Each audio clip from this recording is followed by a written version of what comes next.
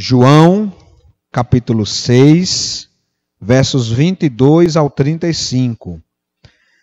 Crer ou não crer? Eis a questão. Nós vamos ver que, no final das contas, é isso que conta. Você crer ou você não crer? O que fará diferença em sua vida, não apenas para você superar os obstáculos, não apenas para você seguir em frente, não é tantas teorias, não é tantas ideologias, mas na verdade é tão somente você crê ou você não crê. Convido então você a primeiro a ler comigo, dos versos 22 ao 35, desculpe. Depois irei projetar as porções da palavra de Deus também. No dia seguinte, a multidão que tinha ficado no outro lado do mar percebeu que apenas um barco estivera ali, e que Jesus não havia entrado nele com os seus discípulos, mas que eles tinham partido sozinhos. Então alguns barcos de Tiberíades aproximaram-se do lugar onde o povo tinha comido o pão, após o Senhor ter dado graças. Quando a multidão percebeu que nem Jesus, nem os discípulos estavam ali, entrou nos barcos e foi para Cafarnaum em busca de Jesus. Quando o encontraram do outro lado do mar, perguntaram-lhe: Mestre, quando chegastes aqui? Jesus respondeu: A verdade é que vocês estão me procurando, não porque viram sinais miraculosos, mas porque comeram os pães e ficaram satisfeitos. Não trabalhem pela comida que se estraga, perece, mas pela comida que permanece para a vida eterna, a qual o Filho do Homem lhes dará. Deus, o Pai, nele colocou o seu selo de aprovação. Então lhe perguntaram: o que precisamos fazer para realizar as obras que Deus quer? Jesus respondeu: a obra de Deus é esta: crer naquele que ele enviou. O verso 30 diz: então lhe perguntaram: que sinal miraculoso mostrará para nós, para que vejamos e creiamos em ti? Que farás? Os nossos antepassados comeram maná no deserto, como está escrito: ele lhes deu a comer pão do céu. Declarou-lhe Jesus: digo-lhes a verdade, não foi Moisés quem lhes deu o pão do céu, mas é meu Pai quem lhes dá o verdadeiro pão do céu, pois o pão de Deus é aquele que desce do céu e dá vida ao mundo. Disseram eles: Senhor, dá-nos sempre desse pão. Então Jesus declarou: eu sou o pão da vida. Aquele que vem a mim nunca terá fome. Aquele que crê em mim nunca terá sede. Pai Santo, obrigado por esta palavra. Que agora o teu Santo Espírito, ó Deus, trabalhe em cada um de nós, a fim de que possamos entender e viver esta verdade em nossas vidas, a fim de que busquemos o alimento que vem do alto, a fim de que busquemos o alimento que nos conduz à vida eterna, em nome de Jesus. Amém. A partir deste capítulo 6, desta passagem em diante, o apóstolo João, ele vai colocar 7 vezes, 7 expressões, que faz com que o público, lá os ouvintes da época, e também nós, ouvintes 2000 anos depois, a fim de que a gente possa entender quem é Jesus. São tantas as informações, são tantas as ideologias, são tantas as coisas que colocam em nossas vidas, mas nós precisamos entender, na verdade, quem é Jesus. Sabendo quem é Jesus, nós vamos poder direcionar as nossas vidas, nós vamos poder aproveitar melhor a nossa vida, nós vamos poder entender a razão pela qual nós existimos. Então o apóstolo João vai apresentar 7 vezes eu sou. Uma referência à divindade de Jesus, para que todos saibam que Jesus é Deus, que Jesus é o Filho de Deus, que Ele é o Messias, é aquele que haveria de vir, é o prometido do Senhor para a humanidade. Então ele vai usar: eu sou o pão da vida, que é no capítulo 6, eu sou a luz do mundo, que é no capítulo 8, eu sou a porta das ovelhas, capítulo 10, eu sou o bom pastor, também no capítulo 10, eu sou a ressurreição e a vida, Já no capítulo 11, eu sou o caminho, a verdade e a vida, no capítulo 14. E por fim, eu sou a videira verdadeira. São 7 eu sou. Eu sou. Para quê? Para que a gente saiba quem ele é. Para que a gente não venha a seguir um Jesus de nossas cabeças. Para que a gente não venha construir um Jesus conforme a nossa imagem e semelhança. Algumas pessoas do nosso tempo fazem uma crítica em relação aos religiosos. Dizem que os religiosos criaram Deus à sua imagem e semelhança. E essa crítica é verdadeira. Em alguns aspectos, as pessoas constroem Jesus à sua imagem e semelhança. Então é importante que saibamos quem ele é, para que a gente possa seguir ao Deus verdadeiro, ao Jesus verdadeiro, aquele Jesus que habitou entre nós há 2000 anos atrás. E nesta passagem, Cristo ele acabou de fazer alguns milagres. Ele tinha acabado de multiplicar pães e peixe. Nós vimos isso aqui domingo passado. Na verdade, há 2 semanas atrás. Nós vimos que foi um milagre maravilhoso. E como os sinais que Cristo fez, os milagres, sempre apontam para ele. Eu lembrei aqui aos irmãos e volto a lembrar que cada milagre é um sinal. E você não pode olhar para o sinal. Tem que olhar para onde o sinal aponta. E todos os milagres de Jesus é um sinal para quem? Para ele mesmo, para a sua divindade, para o seu poderio, para que ele é o Messias, que ele é o Deus Todo-Poderoso, que é o Cordeiro de Deus que tira o pecado do mundo. Para que não fiquemos só olhando para o milagre, buscando o milagre, enfatizando o milagre, quando os milagres são apenas sinais. Então ele fez a primeira multiplicação dos pães. Vimos depois que, após multiplicar, ele enviou os discípulos para o outro lado do mar de Tiberíades e se reclusou, se afastou para orar. Vimos aqui a importância disso. E alta madrugada, então, ele vai atrás dos discípulos, caminhando por sobre as águas, caminha sobre as águas, e então encontra os discípulos, os quais ficaram admirados e gritaram, é um fantasma. E Cristo, ei, calma, sou eu. E então agora, Jesus chega no outro lado do mar da Galileia, do lago de Tiberíades. E então, os discípulos que haviam participado da multiplicação de pães e peixe, que havia participado, presenciado e provado do milagre de Jesus, eles agora vão à procura do mestre.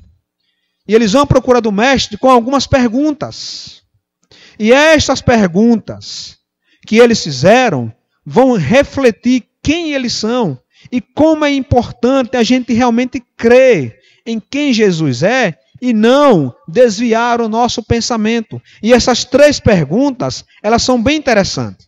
A primeira pergunta que os discípulos fazem para Jesus é, mestre, quando chegastes daqui? Está lá no verso 25. É até uma pergunta interessante, sabe por quê? Ora, eles viram os discípulos passar por mar da Galileia, mas Jesus Cristo não estava no barco. Depois eles procuraram Jesus em todo canto, dizendo, mas cadê Jesus? Você viu Jesus? Não vi não. Jesus, será que ele foi caminhando 14 quilômetros, margeando o mar da Galileia?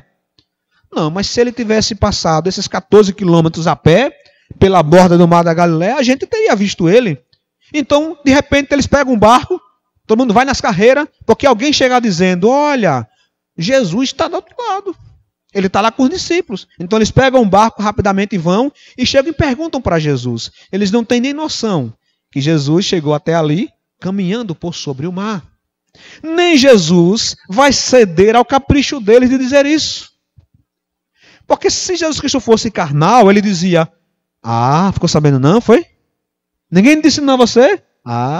Você demorou quanto tempo para chegar aqui? Rapaz, demorou um tempão, teve que pegar o barco, né, remando, a dificuldade. Eu cheguei aqui foi pouco tempo. Eu vim caminhando. Mestre. Jesus não cedeu ao capricho deles. E ele não fala como chegou lá. Não fala do milagre de estar caminhando por sobre as águas. Porque esse milagre tinha um foco nos apóstolos.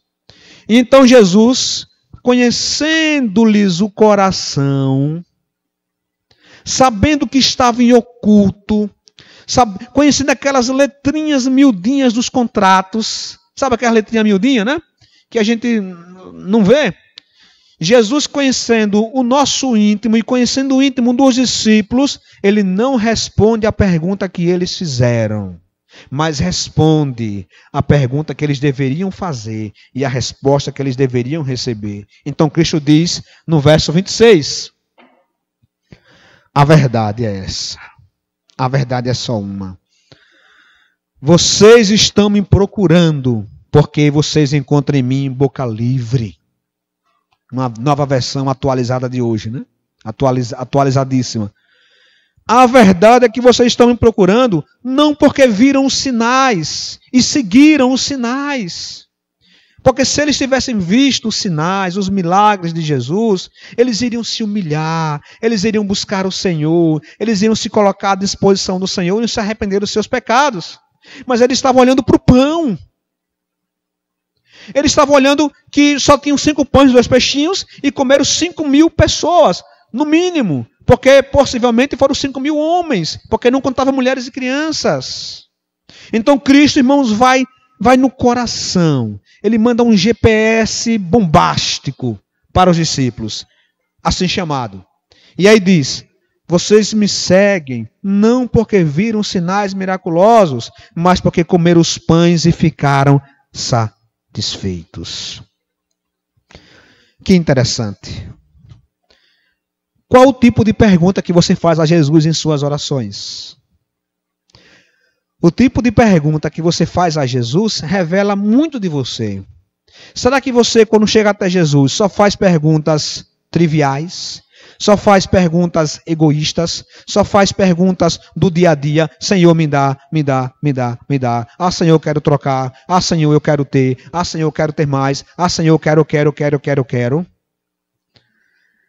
As perguntas que você mais faz a Jesus, ou até os pedidos que você mais coloca diante do Jesus, revelam um pouco como está o seu atual nível de santidade. Preste bem atenção. Nós não podemos chegar até Jesus com esse mesmo sentimento desses discípulos, que só queriam estar com Jesus porque Jesus dava pão e peixe de graça.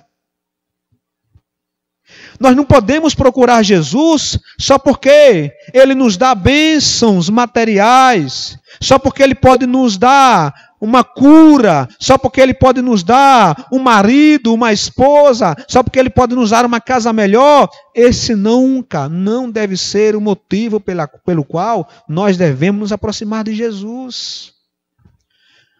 Talvez você chegou até aqui esta noite por algum motivo.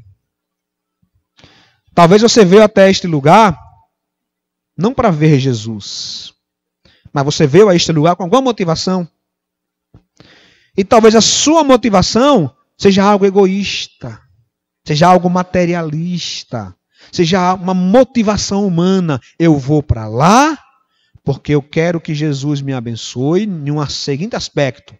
Eu quero trocar de carro, eu vou lá na igreja porque eu quero que o Senhor me ajude a conseguir um emprego melhor. Observe, queridos, que todas estas coisas são lícitas. Comer pão e peixe faz parte do nosso dia a dia. São coisas materiais, mas o que Cristo quer nos ensinar é que a gente possa ir até Ele com o nosso coração aberto, sem ser mesquinho. Então você que chegou aqui esta noite, qual foi a sua motivação? Você veio para agradar alguém? Ou você veio porque você quer conhecer mais Jesus? Ou você veio porque você entende que sem Jesus você não é nada, que sem Jesus sua vida está perdida? Você veio aqui porque você quer mais de Jesus? Você quer aprender mais de Jesus? Você quer beber mais de Jesus? Qual é a sua motivação? E se o Espírito Santo lhe revelar em seu coração que a sua motivação em vir aqui esta noite é por causa de pão e peixe, há ainda esperança para você. Porque se Ele lhe revelou isso, é porque Ele está lhe chamando para mudar. Para você dizer, Senhor, me perdoe, a minha motivação foi pão e peixe. Mas eu não quero ser assim, eu quero mudar. Transforma a minha vida, Pai. A minha vida agora, eu quero viver para a tua honra e para a tua glória. É o que Cristo nos ensina na segunda parte. Ele diz, olha, meus filhos, não trabalhem. Ele vai dizer, não trabalhem pela comida que se estraga, mas pela comida que permanece para a vida eterna. O que ele está dizendo? Tem sua vida como alvo, como prioridade. A Jesus, o seu relacionamento com Jesus, a sua vida de crescimento com Jesus, esse é o seu alvo, essa é a sua razão de viver. E as demais coisas, inclusive multiplicar, serão acrescentadas. Temos que entender isso, porque as motivações são muitas. São várias as motivações pelas quais pessoas chegam até Jesus, mas não importa se você veio até aqui esta noite buscando pão e peixe. Não importa, você veio, que bom que você veio. E o Senhor é misericordioso, o Senhor é cheio de compaixão. O Senhor é um Deus que é muito paciente. Se você veio até aqui esta noite por causa do pão e do peixe que o Senhor Jesus lhe proporciona ou lhe proporcionaria, eu convido você a mudar e a não procurar mais o pão que perece, mas a trabalhar pela comida que vai para a vida eterna. E é essa a intenção que Deus quer que cada um de nós tenhamos. Porque se você veio buscar pão e peixe nesse lugar, se alguns daquela época foram atrás de Jesus procurando pão e peixe, sabe o que acontecia? Jesus está entregando o quê? Está entregando pão e peixe. Ah, é pão e peixe? Eu fiquei sabendo de um profeta entregando pão, peixe e vinho. Opa! Pão, peixe e vinho, é? Então vou para lá. Facilmente você largará Jesus, porque você está procurando pão e peixe. Então vem alguém dar um rubalo para você. Olha, eu que está dando tainha. É tainha e o pão de Jesus. Não é por nada não quero falar do mestre não, alguém podia dizer, né? Mas o pão de Jesus é um pão simples, nem manteiga tem, é um bolachão, e o peixe de Jesus é aquela tainha que tem aquela espinha em Y que engancha na goela. Você vixe. Mas olha, tem um profeta lá do lado do Jordão, está dando rubalo, é mesmo, rubalo, não coisa simples, é com pão maciço, pão de leite, gostoso, tem vinho, tem leite, é para lá que eu vou. Estão percebendo por que não devemos estar focados nisso? Ainda que o Senhor nos dê e Ele dá.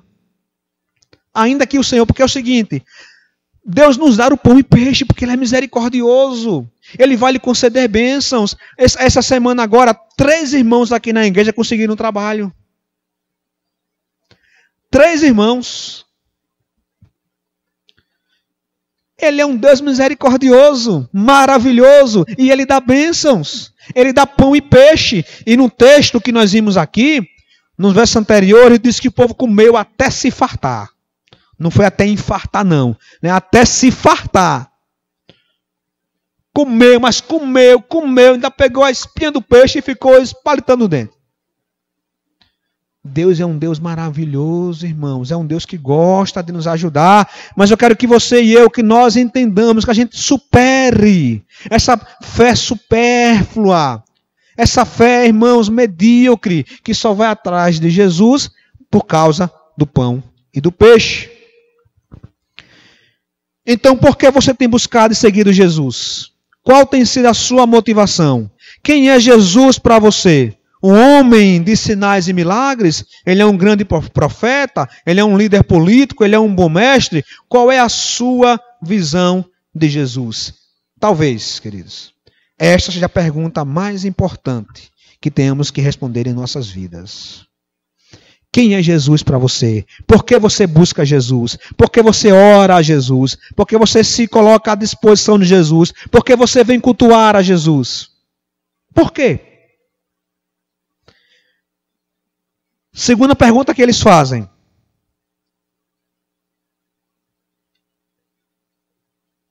Eles dizem: o que precisamos fazer para realizar as obras que Deus requer? Preste bem atenção. Cristo diz, olha gente, vocês estão aqui por causa de pão e peixe. Trabalhem, não para o pão que perece, mas para o que vai para a vida eterna. O que foi que eles entenderam? Cristo disse, olha gente, vocês vieram aqui por causa de pão e peixe. Sejam voluntários no templo. Façam serviços religiosos. Sejam voluntários em missões. E isso dará a vocês a vida eterna. Foi isso que eles entenderam.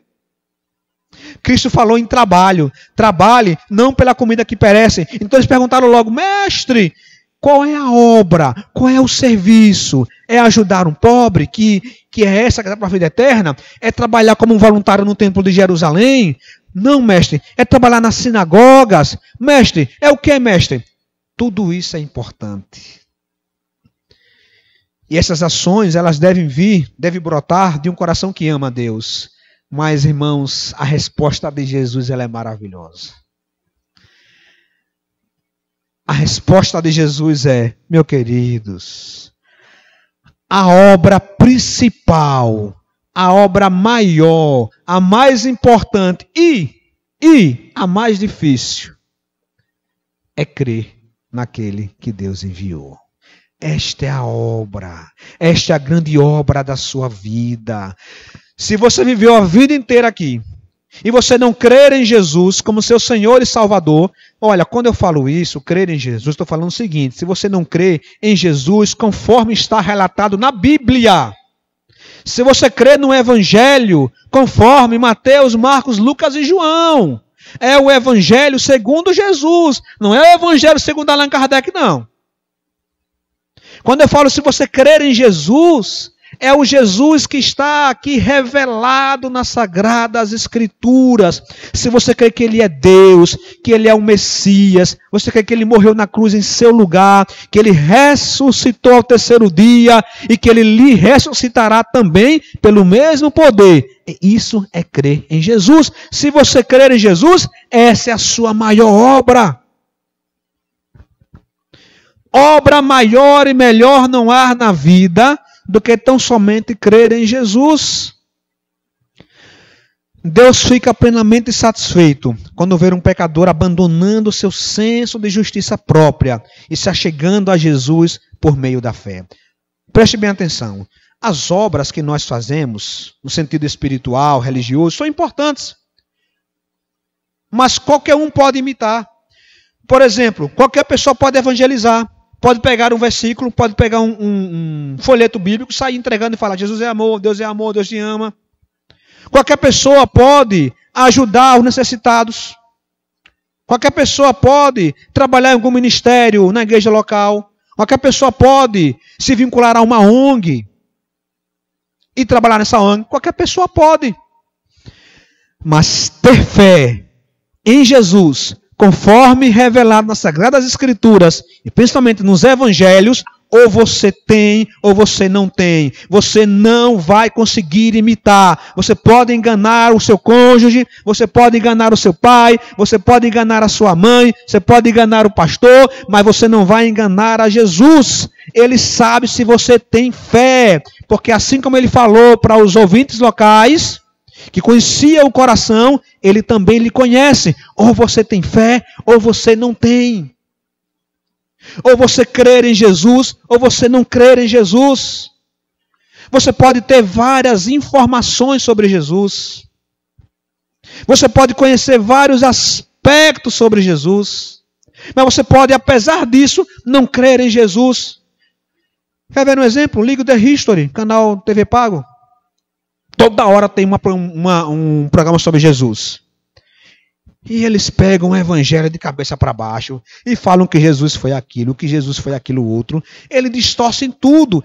Eles pegam trechos dos evangelhos, mas eles não creem em Jesus, porque a informação tão somente não transforma a pessoa. Não faz nascer de novo. O que faz nascer de novo é quando a pessoa crê e se entrega de corpo e alma a Jesus. E é somente isso que causa o novo nascimento. Então você não pode imitar. E esta fé, ela é a maior obra que um homem e uma mulher pode fazer.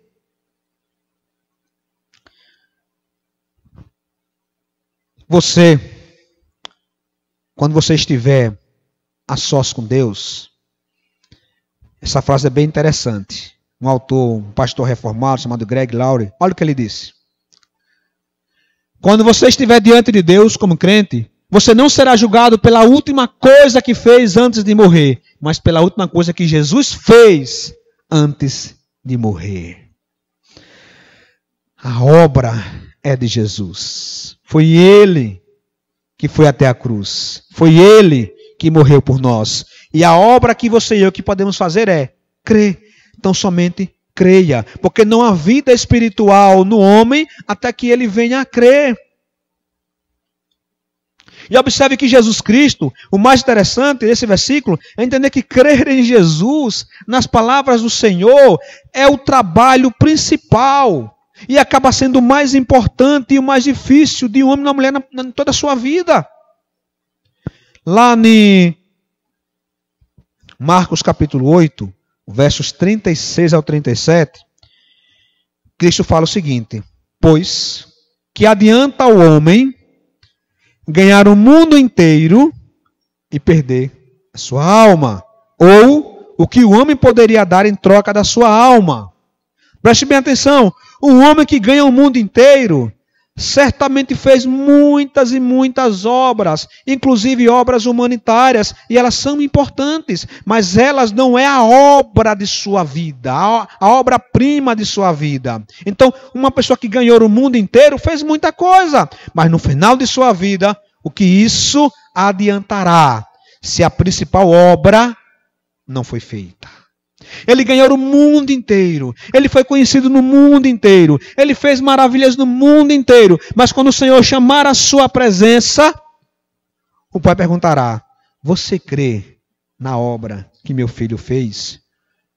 Olha, não, eu creio em Jesus. Eu até preguei sobre o bom samaritano. Mas assim, eu não creio que ele morreu numa cruz por mim. Nem que ele ressuscitou. Porque eu creio que a gente vai reencarnando múltiplas gerações. Não, eu creio que a minha fé é a minha fé, a sua fé é a sua fé. Eu creio que todos os caminhos levam a ti, Pai. Eu creio que o mais importante é o que está no coração. Ué. Eu creio que o mais importante é o que a pessoa faz, é ajudar o próximo, sabe? Isso aqui é o mais importante, Pai. É o que você faz para o outro. Olha, preste bem atenção no que eu vou dizer. Jesus estará em um trono, com grande poder e glória, olhará para você e dirá: afaste-se de mim, maldito, vós que não creu, que não praticou as obras que meu Pai queria que você praticasse. Vós que se afastaram de mim. É isso que importa. Em Jesus, conforme o relato das Escrituras, se você crê, então se encha de alegria e louve a Deus de todo o seu coração, pois você chegou a um ponto que muitos sábios e entendidos deste mundo não alcançaram. Muitos fizeram muitas obras na vida, escreveram muitos livros, fizeram muitas e muitas coisas, mas não creu em Jesus. Se você crê, você já chegou a um ponto muito superior. Podemos nos sentir fracos, você pode se sentir pecadores, mas vocês creem? Se vocês creem, isso é o que importa. Vocês podem passar por dificuldades, vocês podem passar por tribulações, mas se vocês creem, esta é a sua principal obra. E o que é mais importante? Você não precisa fazer nada para agradar a Deus. Porque quem é você? Quem somos nós para querer agradar a Deus e receber dele algo de bom? Deus já nos acolhe, Deus já nos recebe, tão somente pela obra, não que nós fizemos, mas que Jesus Cristo fez na cruz do Calvário. E se você crê, você agora é uma pessoa que usufrui desta obra de Jesus na cruz. Nós podemos, irmãos e irmãs, nesta noite, nós podemos fracassar e falhar em muitos aspectos da vida. Talvez alguns que aqui estão falharam muito na vida, já falharam muito, já fizeram muitas besteiras, mesmo sendo crente, deram muitas ratadas na vida. Mas eu quero dizer a você, se você realmente crê, você está acertando, meu filho, na principal obra de sua vida. Então, apesar dos deslizes, louve ao Senhor. Apesar das tribulações, das dificuldades, louve ao Senhor, exulte ao Senhor. Porque aquele que conhece os seus pecados e confia em Cristo como seu Salvador, aprendeu as duas maiores e mais difíceis lições do cristianismo: arrependimento do pecado e fé em Jesus, porque tem frequentado a principal escola, que é a escola do Espírito Santo. Então, se você não crê, dois sentimentos: você está triste ou você está tranquilo? Diante do que nós já falamos até agora, eu pergunto: você crê em Jesus, conforme as Escrituras revelam? Duas possibilidades de sentimento: você pode estar triste ou você pode estar tranquilo. Se você está triste, louvado seja o nome do Senhor, porque a tristeza, segundo Deus, produz arrependimento para a vida eterna. Mas se você está tranquilo, você ainda não entendeu o evangelho genuíno de Jesus Cristo. E há uma terceira pergunta, irmãos.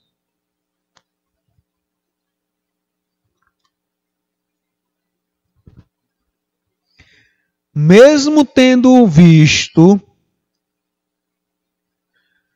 pode deixar aí, mesmo tendo visto, provado do milagre, eles ainda perguntaram por milagres. Eles ainda queriam milagres. Eles disseram: que sinal miraculoso você pode fazer para a gente assim, sabe? Em loco, em company, um milagre em company. Que milagre customizado Jesus você podia fazer para que vejamos e creiamos em ti. E eles continuam no verso 31, eles dizem: nossos pais comeram do maná. E eles creram em Moisés. Mentira, não creram em Moisés coisa nenhuma. Morreu todo mundo. Comeram do maná, mas morreram todo mundo. Só a outra geração que entrou em Canaã. Então eles afrontam a Jesus, querendo milagres. E o Senhor Jesus diz: digo-lhes a verdade, não foi Moisés quem lhes deu o pão do céu, mas é meu Pai quem lhes dá o verdadeiro pão do céu. Pois o pão de Deus é aquele que desceu do céu e dá vida ao mundo. Disseram-lhes ele: Senhor, dá-nos sempre desse pão. Então Jesus respondeu: eu sou o pão da vida. Eu sou o pão da vida.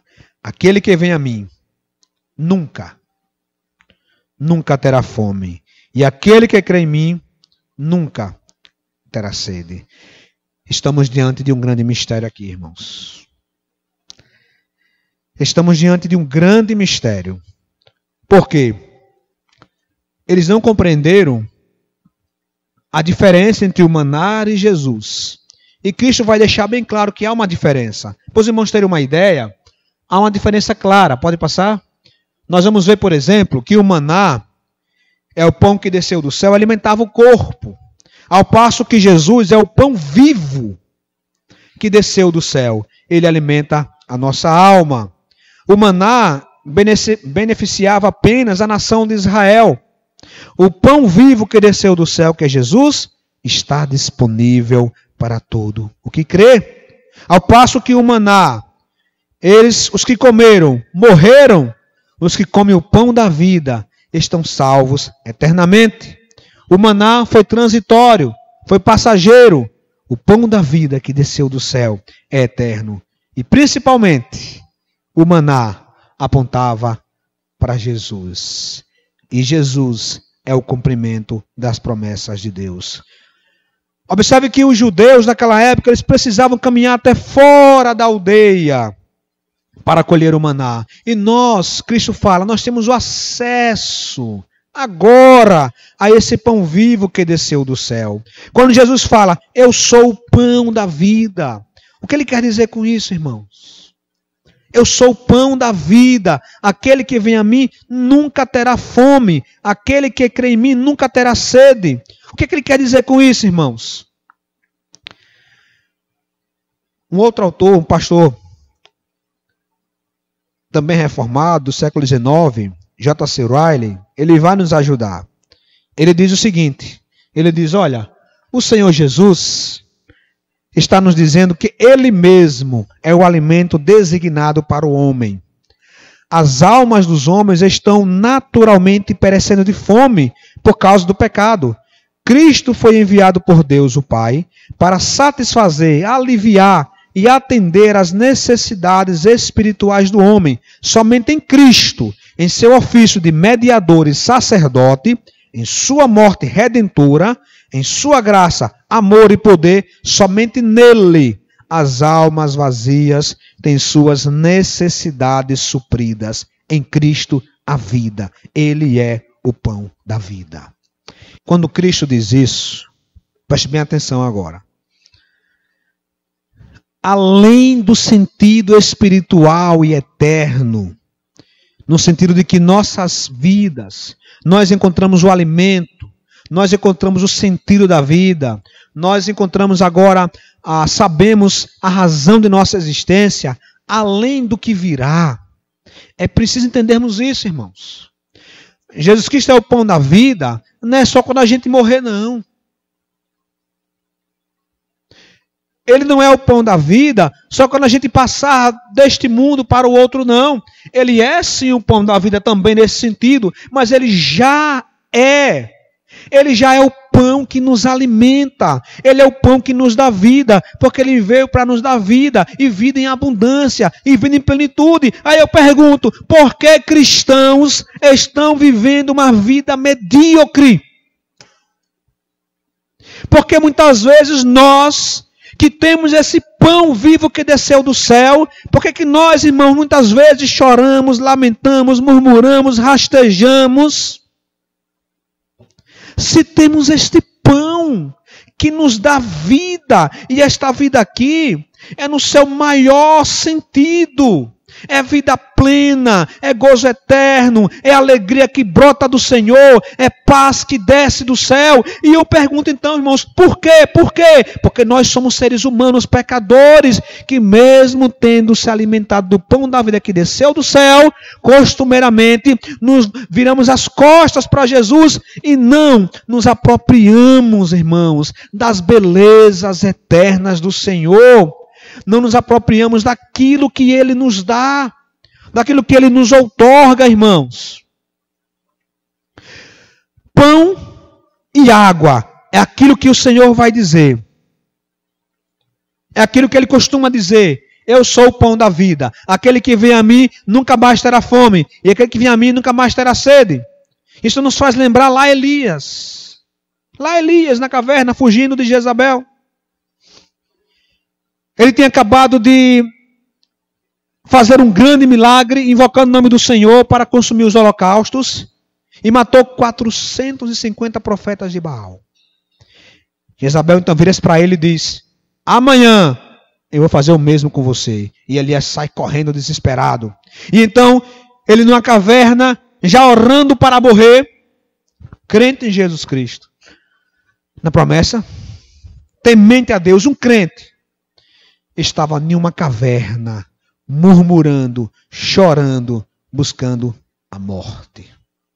Quantas vezes, irmãos, nós também somos assim, cristãos temente a Deus, que conhecemos o Senhor, sabemos em nosso coração que Jesus Cristo é o nosso Senhor e Salvador, temos convicção da vida eterna, confiamos nele, mas estamos vivendo em cavernas, chorando, murmurando e buscando a morte.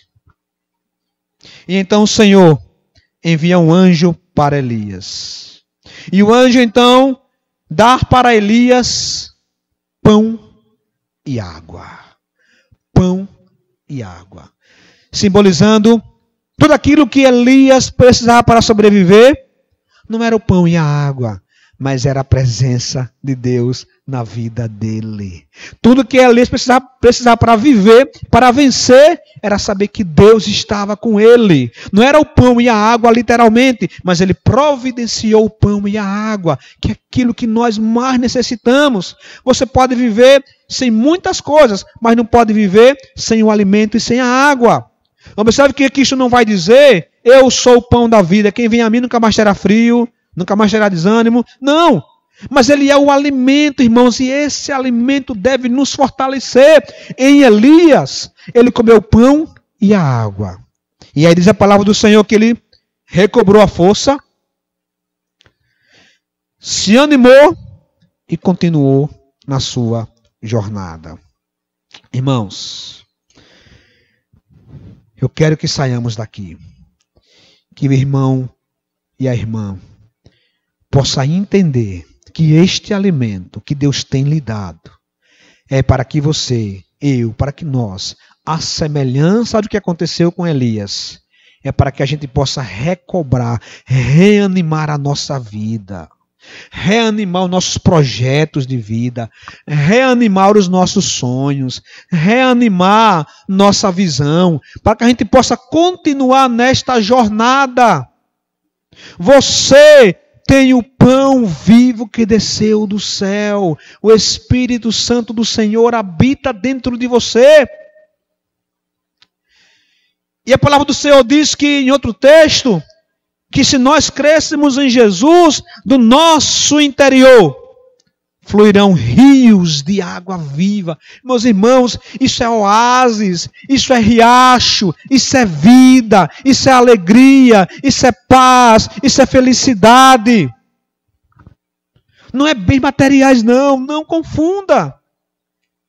É você saber que com pão e água você pode continuar a sua jornada, porque você não está com Jesus por causa de pão e peixe. Você está em Jesus porque você sabe quem Ele é. E a semelhança do que Pedro vai dizer no final desse capítulo, quando Cristo diz, e vocês querem também fugir?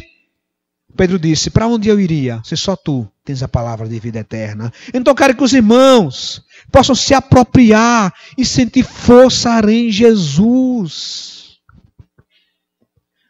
Apesar de sermos do Senhor, nós podemos estar desanimados, fracassados. Olhamos para o horizonte. E o que nós vemos? Nada. Mas Jesus é o pão que desceu do céu para você. Para você se apropriar deste pão. Para você se alimentar deste pão. Viver por este pão.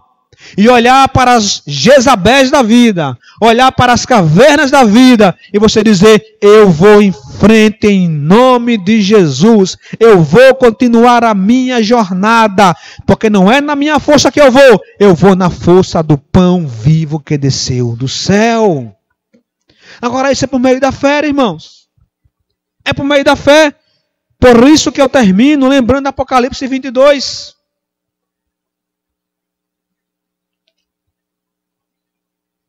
Antes, na verdade, Apocalipse 22, que vai dizer, eu, Jesus, enviei o meu anjo. Vamos ler juntos? Eu, Jesus, enviei o meu anjo para dar a vocês este testemunho concernente às igrejas.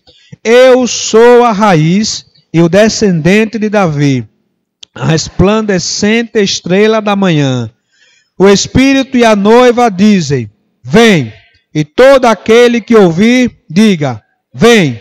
Quem tiver sede, venha. Quem quiser, beba de graça da água da vida. É um convite maravilhoso, irmãos. É um convite que Deus conclama por meio da fé, para que nós possamos ir. E Ele diz, olha, eu, Jesus, enviei o meu anjo. Para falar, sabe a quem? Para falar para a igreja. Não é para o mundão não, porque o mundão não conhece Jesus não. Ele falou para a igreja. Quem é a igreja? É a noiva do Senhor. Então o anjo foi falar esse testemunho às igrejas. E que testemunho é esse? De que o pão da vida, o Jesus, que nós seguimos, que nós louvamos, que nós adoramos, ele é a raiz, o descendente de Davi. Ele é, irmãos, a resplandecente estrela da manhã. Ele é o alfa, ele é o ômega. Ele é aquele que era, que há de vir. O Senhor Todo-Poderoso. Ele é o Deus que criou os céus e a terra. Ele é a imagem do Deus invisível. Ele é por quem nele foram feitas todas as coisas. É Ele quem diz para nós: venham. Venham, bebam, comam, se alimentem de mim e restaurem, renovem suas forças, voltem para a sua jornada, enfrentem as dificuldades, enfrentem os problemas, porque eu estou com vocês. Venham, venham. Esse é o convite de Jesus.